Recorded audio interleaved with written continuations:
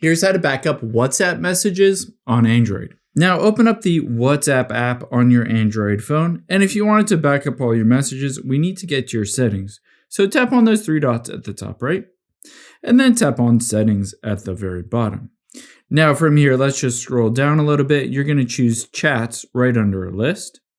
And then let's scroll down again until we get to chat backup and tap on that. You'll be able to see backup settings. Keep in mind, you might have a local backup if you want to do that, or you can back up to your Google account. Now, if you tap on Google account here, and if you have multiple different Google accounts, you can use your fingerprint to sign into other ones, or you can just use this Google account and then just tap on backup now. However, keep in mind, you might want to toggle on include videos if you wanted to back up all the videos as well.